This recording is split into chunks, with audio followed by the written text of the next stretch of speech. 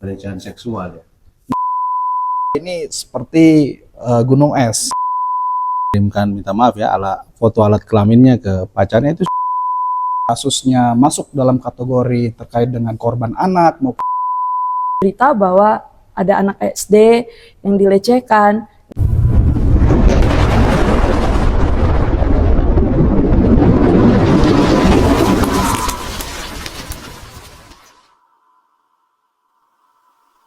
Oke, jumpa lagi bersama saya Bung Bes dalam Colo-Colo Podcast Kok Hebat. Bagaimana dengan rekan-rekan? Apakah dalam keadaan sehat hari ini? Kita di Kaimana ini suasana cuaca sedikit banyak angin ya. Artinya angin timur istilah di sini. Jadi mudah-mudahan dengan angin timur ini kita juga tetap semangat dan beraktivitas seperti biasa. Di tengah-tengah saya ada dua narasumber yang luar biasa.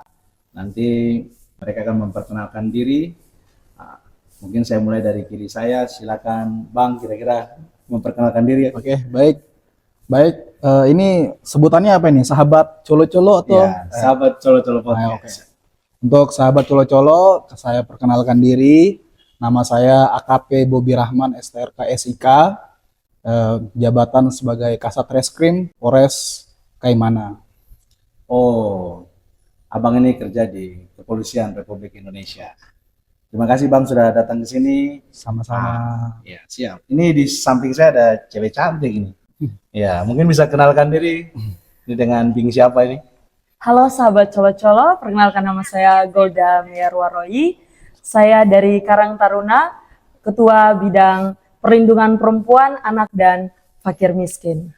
Wow, ya dari saya tadi sebelum tag ini ngobrol-ngobrol dengan Bing Golda, ini dari Karang Taruna, yang segmen yang atau bidang yang ditekuni adalah perempuan, anak, Dan Fakir Miskin. fakir miskin. Jadi kita mungkin bisa ngobrol-ngobrol sebentar. Hari ini isu yang sedang hangat di Kaimana ini terkait dengan isu pelecehan seksual ya. Ini agak sedikit berat ini kalimatnya, tapi ini realita yang hari ini kita tahu. Iya baik Pak Kasat, ini terkait dengan tadi kan bicara tentang pidana umum. Nah, ini kan bicara tentang pelecehan seksual. Ini kayak sesuatu yang kayaknya tabu atau baru yang kita dengar. Ini barang apa sih mungkin yang dipikirkan masyarakat terkait dengan kata pelecehan seksual itu, terus itu masuk di dalam pelecehan seksual itu kategorinya ada nggak itu gitu? Oh ya. Ya. Baik. Jadi pelecehan seksual itu sendiri, Ya. Menurut pemahaman saya adalah suatu kejahatan atau perilaku seorang yang dapat merugikan orang lain yang berdampak kepada trauma korban. Terus pelecehan seksual itu kita kategorikan menjadi dua bagian, yaitu kategori pelecehan secara verbal maupun non-verbal. Verbal itu apa? Verbal itu mungkin pelecehan seksual yang menyerang dengan kata-kata atau dengan lisan. Oh, lisan. Jadi jangan dianggap pelecehan seksual itu hanya dengan kekerasan, dengan pemerkosaan, dengan persetubuhan dan sebagainya. Bahwa kekerasan dengan cara lisan ataupun mengungkapkan dengan kata-kata pribadi yang tidak senonoh kepada ada orang lain, itu bisa dianggap dimasuk kategorikan sebagai pelecehan seksual. Oh, siap. Dan ada juga pelecehan nonverbal, itu pelecehan secara fisik. Mungkin seperti memberi sentuhan, meraba, dan memberikan kekerasan kepada korban itu sendiri. Saya mulai dari Bing Golda dulu karena ini perempuan, toh. Karena biasanya pelecehan seksual ini biasanya jadi korban itu perempuan. Nah, kira-kira di Karang Taruna ini ada program apa yang sedang digalakan untuk mungkin semacam edukasi atau seperti apa untuk terkait dengan supaya perempuan tahu nih terkait dengan hal-hal yang berbau pelecehan seksual itu. Mungkin bisa diceritakan sedikit begitu. Baik, Di sini saya sebagai Ketua Koordinator Perlindungan Perempuan dan Anak, memang saya punya beberapa kegiatan yang akan saya lakukan dan juga teman-teman kita dari Karang Taruna semua kita akan terlibat.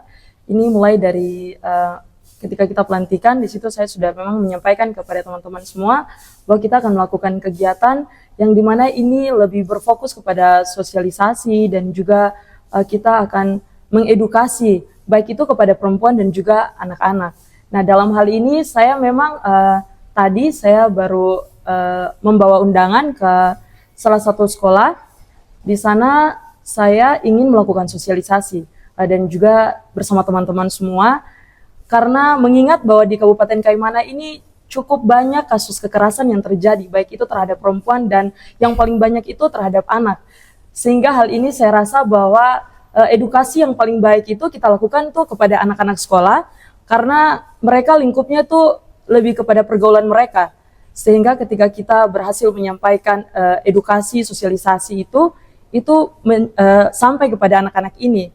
Dan memang juga karena mengingat banyaknya kasus pelecehan seksual dan juga kekerasan terhadap perempuan, ini bukan saja kita melakukan edukasi kepada anak-anak sekolah, tetapi juga kepada perempuan-perempuan di luar sana. Jadi memang saya dan juga rekan-rekan kita sudah punya beberapa kegiatan yang akan kita lakukan, baik itu kegiatannya mulai dari sekolah, terus RT, dan beberapa kampung-kampung yang memang di situ saya sudah beberapa kali lihat, oh kayaknya ini bagus kalau kita melakukan kegiatan ke tempat-tempat yang tadi saya sudah sampaikan, sehingga pelecehan anak, terus juga kekerasan itu anak-anak ini atau perempuan juga bisa mendapat edukasi sehingga mereka mampu menjaga diri. Dan di sini juga yang saya akan berfokus itu kepada Undang-Undang Perlindungan Anak dan juga pengenalan sentuhan aman dan sentuhan tidak aman kepada anak-anak. Karena beberapa waktu lalu kita mendapat berita bahwa ada anak SD yang dilecehkan. Nah, ini pentingnya kita menyampaikan kepada anak sentuhan aman dan sentuhan tidak aman itu, supaya anak-anak tahu bahwa bagian tubuh mana yang boleh disentuh dan tidak boleh disentuh. Sehingga dari hal ini anak-anak paham dan mengerti, oh ketika orang menyentuh kita ada batasan-batasan, baik itu entah keluarga di dalam rumah itu sendiri atau orang di luar rumah itu. Dan yang paling penting ini saya sampaikan kepada anak-anak, nanti rencananya itu anak-anak TK dan SD untuk sentuhan aman dan tidak aman ini. Sedangkan sosialisasi perlindungan anak dan perlindungan perempuan, ini saya berfokus kepada anak-anak SMP, SMA, dan juga para perempuan-perempuan di luar sana. Baik, mungkin itu dari saya. Keren ya. Keren, ini salah satu perempuan yang punya visi atau pikiran bagaimana anak-anak di Kaimana mereka bisa bertumbuh dengan baik sehingga masa depannya lebih cerah gitu. Nah, tadi ada saya tangkap terkait dengan kasus-kasus. Nah, ini saya ke Pak Kasat ini. Ini beliau nih Kasat Reskrim di Kaimana, di Polres Kaimana. Kira-kira Pak, dalam tahun 2024 ini ada nggak kasus yang artinya terkait dengan kekerasan anak atau kekerasan seksual pada anak yang mungkin sedang diselidiki atau sedang diproses di Polres Kaimana? Ini bisa disampaikan. Baik, terima kasih. Kami di Polres Kaimana khususnya di Satuan Satreskrim itu menangani suatu tindak pidana yang berbau dengan kejahatan. Apabila masuk kategori pidana, yang masuknya di Satuan Reskrim. Untuk kasus-kasus yang terjadi di wilayah Kaimana ini ya cukup beragam, ya. Karena sampai saat ini terhitung di tahun 2024 sampai bulan sekarang sudah 172 laporan yang kita terima, tapi itu laporannya secara umum. Secara umum mungkin kasus-kasus itu didominasi dengan beberapa perkara, misalnya mungkin seperti kasus pengeroyokan, pencurian, dan penganiayaan. Itu adalah kasus 3 besar yang kita kelompokkan menjadi kasus yang dominan yang ada di Polres Kaimana. Dan tapi tidak menutup kemungkinan kasus-kasus lain pun juga ada. Yang seperti tema sekarang kita angkat sebagai pelecehan seksual. Di Polres Kaimana juga kita menangani kasus-kasus tersebut. Di Satuan Reskrim yang menangani kasus-kasus tersebut itu ada unitnya, yaitu unit PPA. Itu unit perlindungan perempuan dan anak. Dan situ apabila kasusnya masuk dalam kategori terkait dengan korban anak maupun pelaku anak ataupun perempuan, itu masuknya nanti di bidang PPA. Sedangkan untuk jumlah kasus yang kita terima di PPA sampai saat ini sekitar ada 35% dari 172 laporan itu. Yang kita ketahui bahwa di unit PPA sendiri memang didominasi kasus-kasus yang penganiayaan yang mungkin pelaku atau korbannya itu perempuan, begitu. Nah, terus yang kedua ini yang tertinggi terkait dengan kasus persetubuhan, pemerkosaan maupun pelecehan seksual. Mungkin pelecehan seksual ya kita baru dapati 1 kasus, namun yang banyak kemarin ya ada pemerkosaan, ada terkait dengan persetubuhan anak di bawah umur juga banyak. Gitu. Ini kita bicara kasus ya Pak Kasat.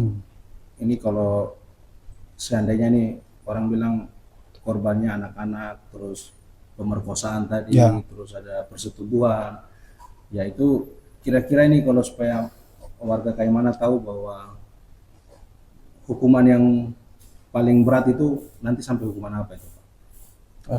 Jadi untuk sanksi pidananya apabila dia terbukti bersalah melakukan suatu kejahatan, apalagi yang mengakibatkan korban anak, apalagi itu pelakunya, mohon maaf mungkin kalau ada seorang pendidik atau guru atau dari kalangan keluarga, itu nanti sanksi pidananya bisa ditambah 1/3 dari hukuman yang sudah ditentukan oleh undang-undang. Seperti contoh mungkin kalau terkait dengan kekerasan seksual itu di undang-undang minimal 5 tahun dan paling tinggi 15 tahun.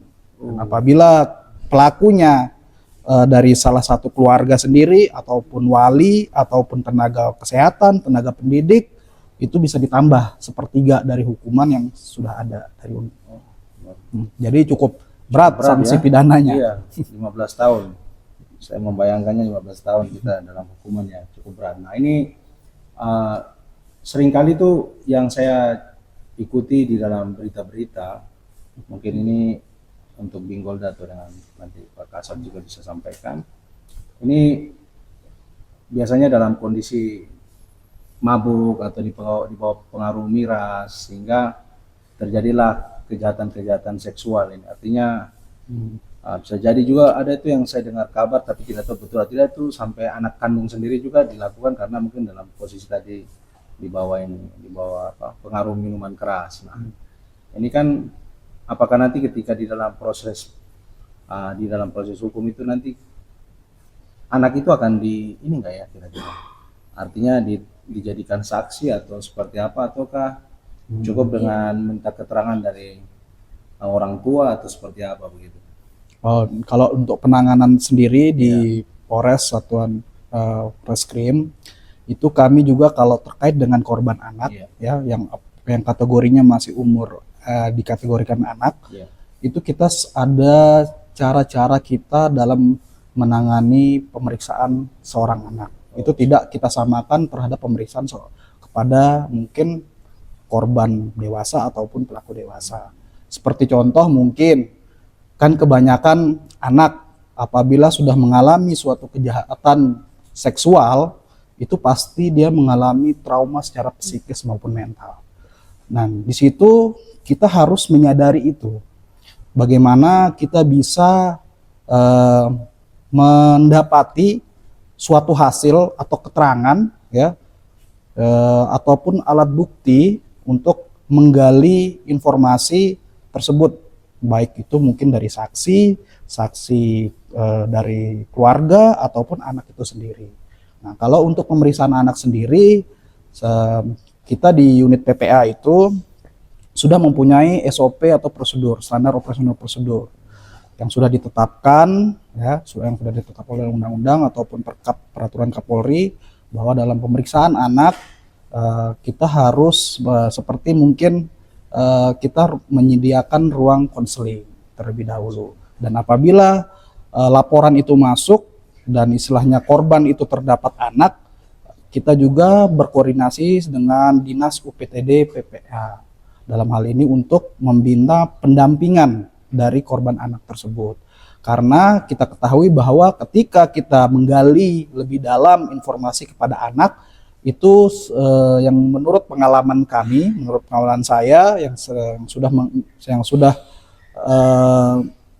menjalankan pemeriksaan terhadap korban anak, biasanya dia itu menutup diri, ya, menutup diri, terus istilahnya tidak mau berbicara, istilahnya kita sulit untuk mendapatkan keterangan dari anak. Dan caranya bagaimana kita bisa mendapatkan itu? Ada cara-caranya. Mungkin misal kita harus mencairkan suasana dulu, mungkin ice breaking terhadap anak itu. Jadi jangan seolah-olah kita bertindak sebagai seorang aparat penegak hukum di situ. Dan makanya kenapa adanya ruang konseling tadi, kita masuk ke situ, istilahnya kita mencairkan suasana, membuat komunikasi yang hangat kepada anak itu agar anak itu bisa merasa nyaman berkomunikasi dengan kita. Kalau sudah merasa nyaman, akhirnya kita nanti menggali sedikit-sedikit, karena kalau semakin banyak yang memberi pertanyaan kepada anak, itu membuat seorang anak itu menambah down mentalnya. Jadinya dalam pemeriksaan anak itu kita harus selalu hati-hati, dan penyidiknya pun harus satu orang, nggak boleh lebih. Nah, di situ dia harus pandai berkomunikasi, harus istilahnya harus mampu memberikan rasa aman terhadap anak itu, sehingga anak itu merasa terlindungi. Akhirnya dia bisa memberikan suatu keterangan-keterangan yang kita butuhkan. Iya, terima kasih Pak. Ini hal yang dilakukan di Polres Kaimana Ya. ya. Ini luar biasa, ini sudah masuk kepada konseling dan juga pendampingan kepada anak supaya dia berani untuk bercerita. Ya. Dan juga membuat setiap persoalan itu jadi terang benderang. Ya.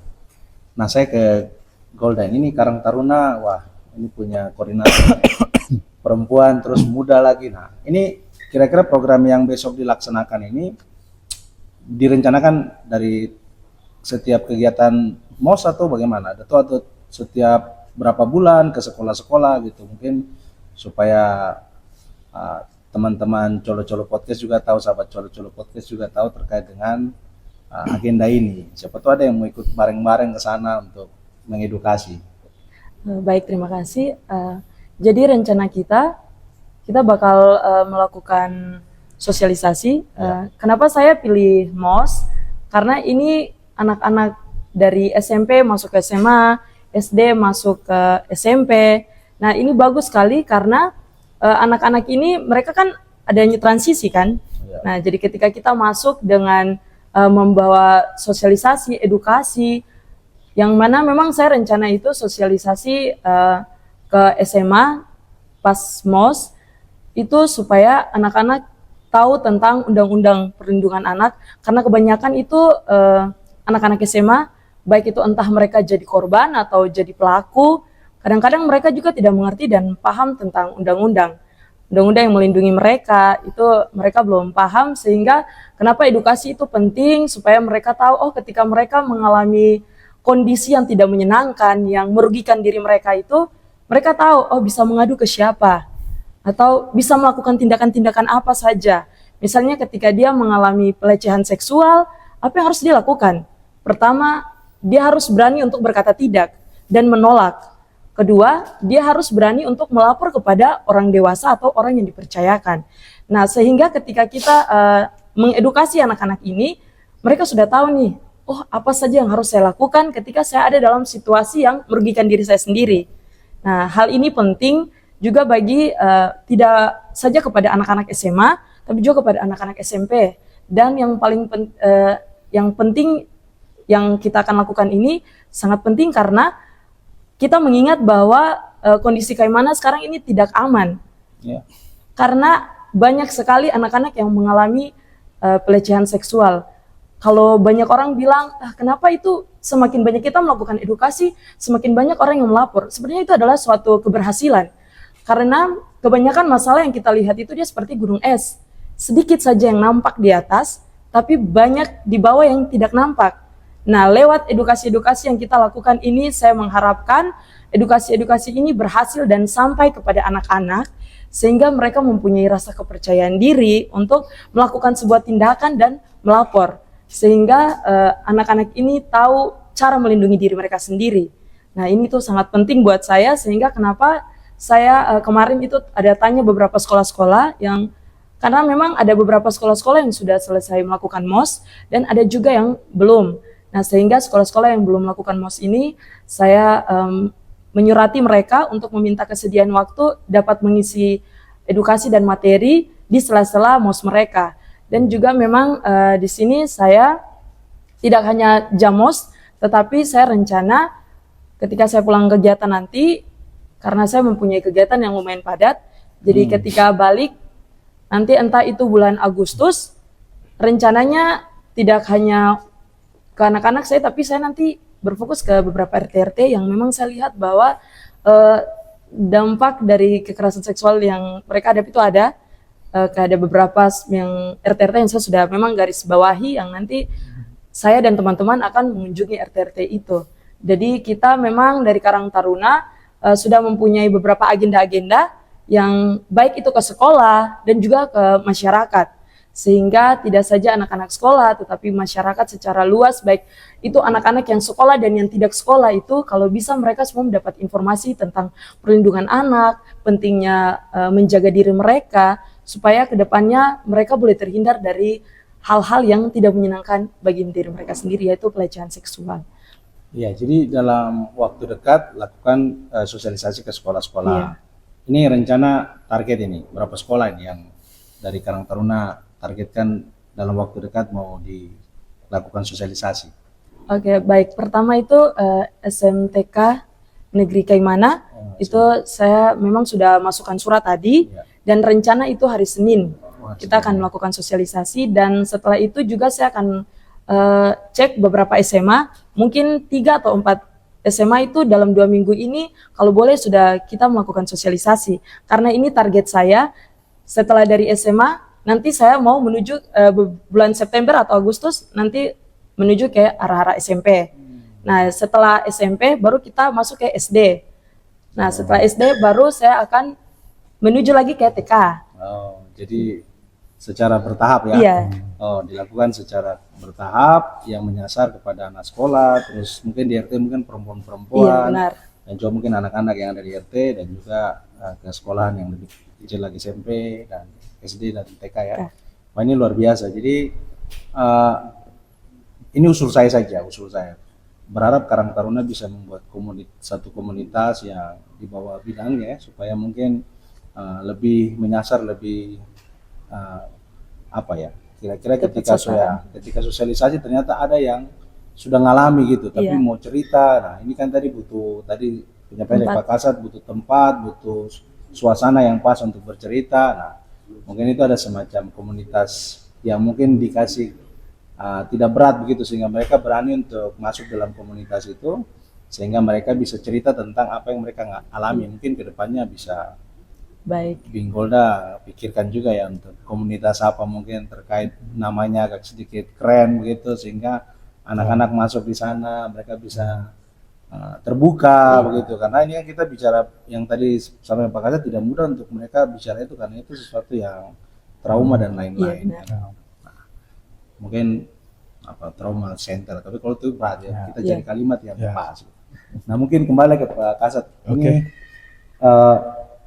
kan banyak ini tadi kan 35% dari 170 sekian kasus yang ada di Reskrim.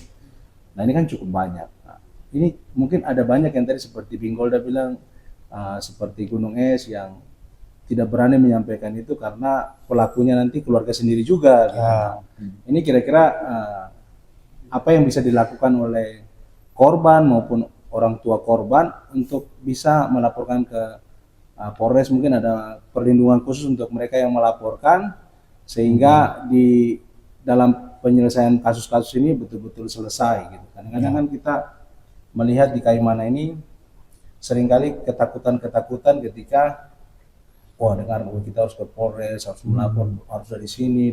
Nah, itu mungkin ada nggak yang mempermudah korban atau keluarga korban untuk melaporkan hal-hal seperti ini, Pak Kasat? Ya, baik.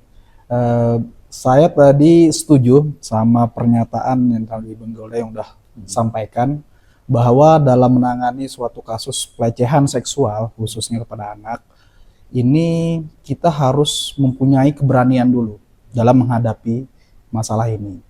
Karena dari pengalaman saya yang sudah berdinas di Kaimana ini dan istilahnya yang kita dapati dari temuan-temuan kasus-kasus sebelumnya, benar yang diberikan Bung Golda ini seperti gunung es, nampak di atas namun di bawah itu banyak sekali.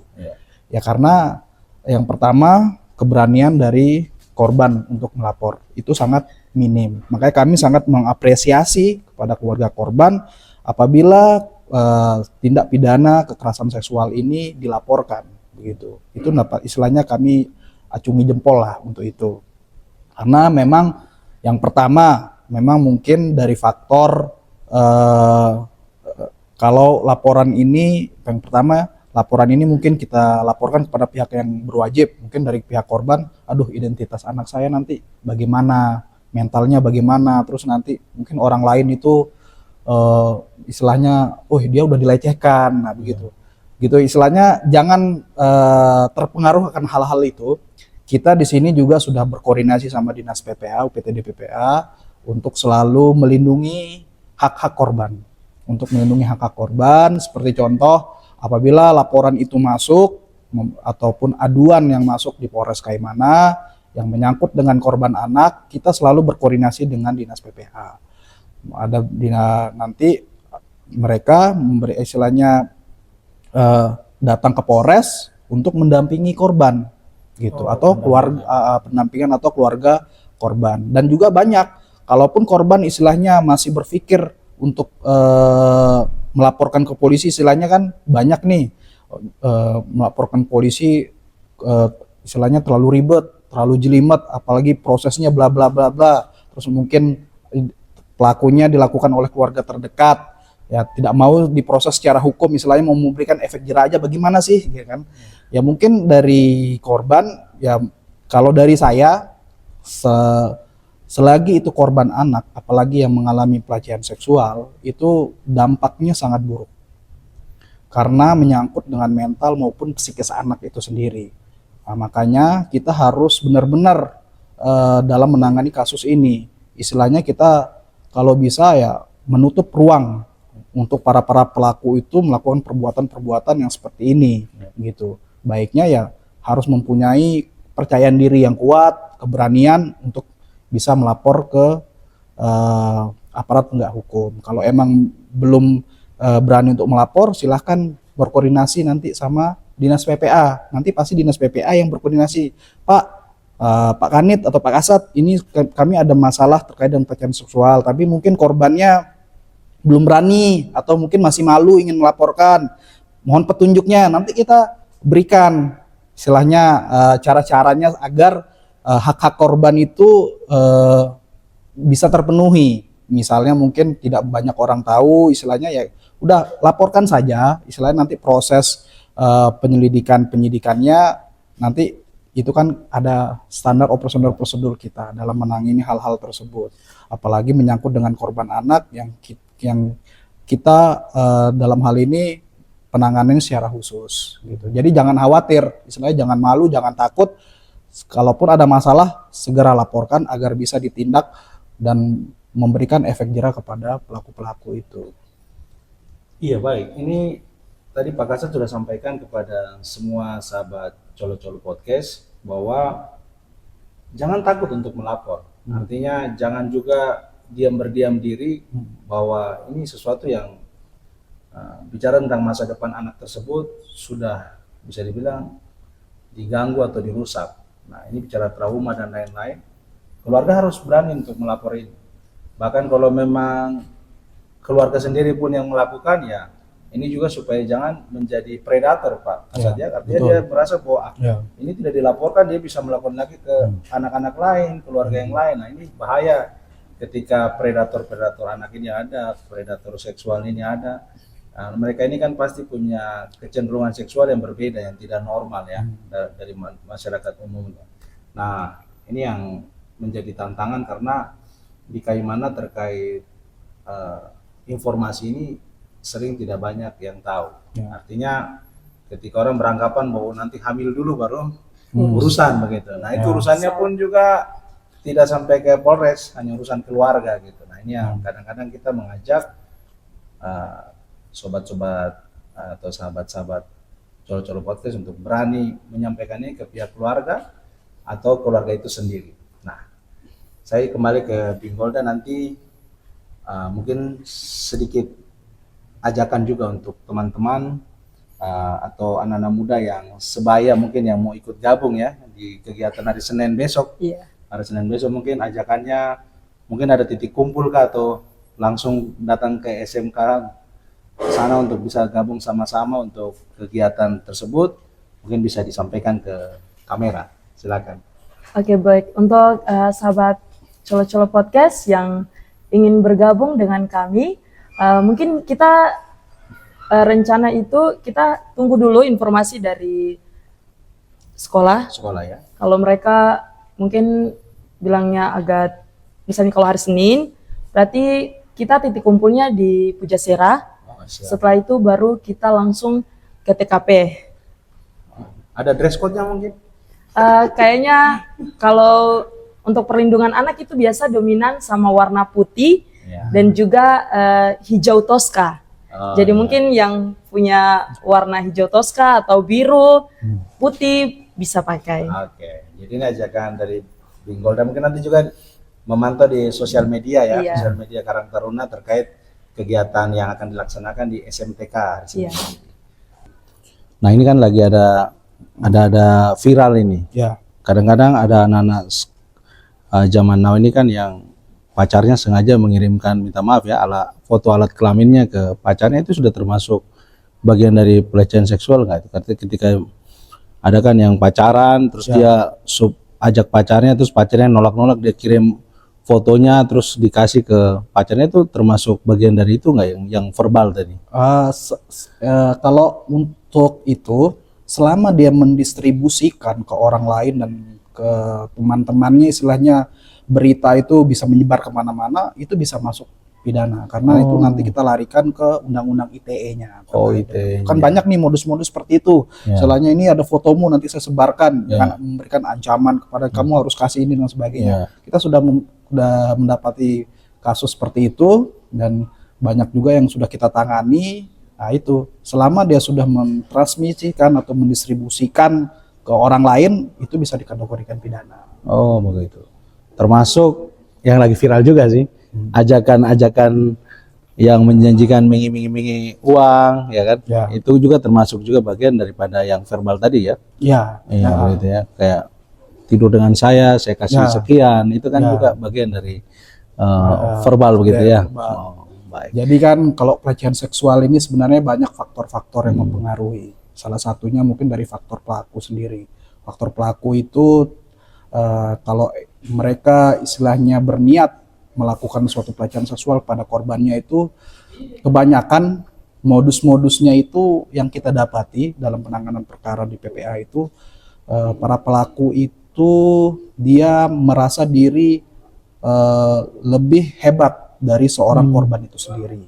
Istilahnya para korban itu dia mengetahui kelemahannya, mungkin dilihat itu anak, berarti dia menganggap dirinya tuh lebih hebat daripada korban itu. Contohnya seperti itu. Mungkin terus dia memiliki kewenangan ataupun memiliki suatu jabatan dan sebagainya. Itu kan dia faktor-faktor itu juga bisa mempengaruhi, karena dia menganggap diri korban itu lebih di bawahnya dia. Karena dari modus-modus yang kita dapat ya seperti itu dalam menangani kasus-kasus pelecehan seksual, karena banyak korban yang rata-rata yang dikategorikan rentan, dalam arti mungkin perempuan ataupun anak gitu. Kayak mana yang kita tangani sih begitu. Baik. Terima kasih Pak Kasat. Oke, mungkin Pak Kasat ini kita sudah 30 menit ya, mau closing statement mungkin dari Pak Kasat, apa yang mungkin mau disampaikan untuk penonton Colo-Colo Podcast terkait dengan perlindungan anak ini, semacam sesuatu yang tadi gunung es tadi itu kita mungkin bisa selesaikan dengan cara, kalau ini mau masuk bulan-bulan kemerdekaan ini, kata Bung Karno kan, dengan cara cepat dan seksama. dan tempo yang sesingkat-singkatnya. Artinya bagaimana untuk supaya kita bisa memerangi predator-predator anak ini yang ada di Kaimana, karena jumlahnya bisa dibilang random dan juga pasti banyak begitu. Ya. Silakan. Baik, terima kasih.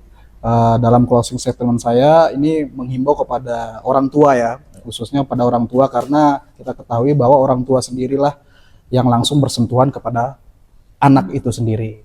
Karena pendidikan dari rumah itu sangatlah berarti saya rasa. Maka saya himbau kepada untuk orang tua, seringlah jalinlah komunikasi yang hangat kepada orang tua. Jangan tidak peduli, aware terhadap lingkungan, apalagi ketika perkembangan anak itu mengalami perbedaan, kan orang tua sudah mengetahui bagaimana perkembangan anak dan sebagainya. Apabila terjadi perbedaan, makanya orang tua di situ diminta harus peka dalam situasi apapun. Apabila mengalami perbedaan, silakan komunikasi yang baik terhadap anak, istilahnya bagaimana, istilahnya dalam arti menyesuaikan di umur anak itu sendiri. Kalau emang anaknya masih SD atau SMP, ya komunikasinya mungkin bisa disesuaikan. Apalagi yang mungkin sudah menginjak dewasa, banyak orang tua ini istilahnya yang menganggap diri anak yang menganggap dewasa terus mempunyai pacar, itu kan mas, dalam arti sekarang ini kita apalagi di daerah-daerah seperti ini, pacaran itu masih dianggap tabu. Ya kalau saya rasa tidak usah dilarang, istilahnya boleh, tapi selagi itu masih positif. Dan jangan mereka berpacaran di belakang orang tua, malah nanti jadi bahaya, istilahnya menutup diri. Makanya jalin komunikasi yang baik agar kita mengetahui perkembangan tiap anak itu. Terus yang kedua, harus mampu memberikan edukasi sejak dini terhadap pelecehan seksual ini. Mungkin anak SD, Dek, ini yang nggak boleh ya, bagian-bagian sensitif ini nggak boleh dipegang sama orang. Kalaupun ada orang lain, nanti kasih tahu ke mama atau bapak atau kakak, jangan diboleh dipegang. Kalau ada yang pegang, kasih tahu mama bapak. Contohnya seperti itu. Ya, mungkin ketiga, berkoordinasi dengan pihak sekolah untuk terus memantau perkembangan anak. Terus anaknya juga diberikan pengetahuan agar kalaupun ada orang lain yang memberikan iming-imingan seperti hadiah, uang dan sebagainya kepada orang lain, jangan mudah dipercaya, jangan mudah dipercaya, istilahnya segera laporkan kepada orang tua, Mas tadi saya dikasih ini tapi saya nggak tahu omnya, tapi saya disuruh kesini ya, istilahnya harus diberikan pemahaman seperti itu agar kedepannya masalah-masalah yang terkait dengan pelecehan seksual ini dapat dihindarkan sejak awal atau sejak dini dan tidak terjadi yang tidak diinginkan. Ya seperti itulah. Terima kasih Pak Ya. Kasat. Ya. Mungkin Bing Goldas closing statement dulu untuk anak-anak muda, khususnya perempuan dan anak ini, kira-kira apa sih yang menjadi harapan Bing Golda ke depan untuk mereka terkait dengan kasus-kasus pelecehan seksual. Baik, harapan saya ke depannya kita anak-anak muda mampu untuk saling mengingatkan kepada teman-teman kita, kepada keluarga kita, kepada siapa saja yang kita temui, mungkin kita tidak kenal, tapi ketika kita duduk basa-basi begitu, terus kalau boleh itu kita saling bertanya kabar, apa yang terjadi, karena kebanyakan sekarang anak-anak itu mulai tidak peduli antara satu sama lain. Nah, hal ketidakpedulian ini yang kadang membuat mereka menutup diri ketika mungkin menghadapi masalah. Bagusnya ketika kita menghadapi masalah, kita cerita dan sharing kepada orang-orang yang kita percayai. Dan untuk ibu-ibu di luar sana dan juga bapak-bapak yang punya anak, mohon untuk diingatkan kepada anak-anaknya untuk selalu menjaga diri. Dan juga boleh seperti tadi Bapak Kasat sampaikan bahwa sampaikan kepada anak-anak bagian tubuh mana yang boleh disentuh dan tidak boleh disentuh. Nah ini penting agar anak-anak kita ketika berada di sekolah atau berada di luar rumah, itu mereka tahu bahwa tubuh-tubuh bagian mana saja yang sensitif yang tidak boleh disentuh oleh orang lain.